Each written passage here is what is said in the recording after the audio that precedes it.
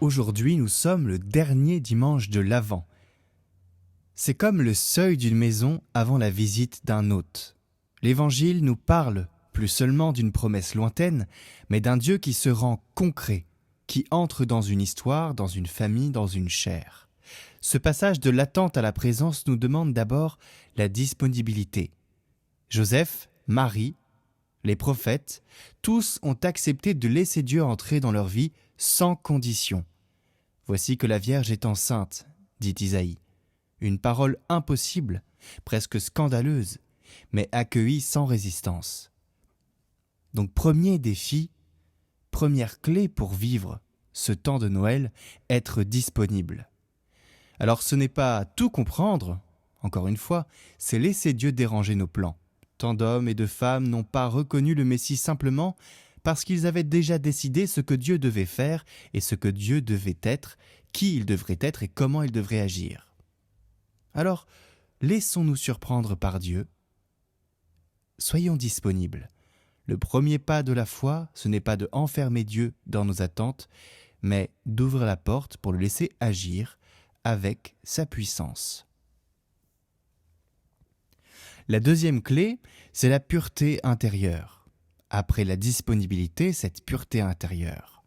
Le psaume demande « Qui peut gravir la montagne du Seigneur ? L'homme au cœur pur, aux mains innocentes. » Noël ne sera pas pour celui qui sait beaucoup, ni pour celui qui a bien tout préparé, mais pour celui dont le cœur est dégagé du superflu, libre de toute possession intérieure.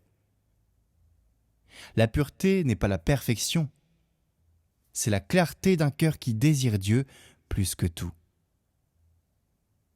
Dans nos vies encombrées de bruit, de vitesse, d'opinion, il nous faut retrouver cette simplicité, une âme qui se tient nue devant son Créateur, comme un enfant. Noël n'est pas une fête décorative, c'est une naissance dans l'intériorité. Si notre cœur est purifié de lui-même, alors seulement il devient capable d'accueillir celui qui vient. Disponibilité, mais pas que, pureté intérieure aussi donc. Et quelle est cette troisième clé aujourd'hui ? C'est la fécondité de la foi. Saint Paul le dit magnifiquement, « À vous qui êtes appelés à être saints ». Ce n'est pas une invitation pieuse, c'est une vocation universelle. Tout cœur qui accueille le Christ devient fécond. Marie enfante le Verbe, Joseph engendre l'obéissance, Élisabeth fait naître la joie, et chacun de nous est appelé à faire naître Dieu dans un monde qui l'a oublié. Noël n'est pas un souvenir du passé, c'est la continuation de l'incarnation dans le présent. En chaque croyant, Dieu veut encore se faire chair, agir, parler, aimer.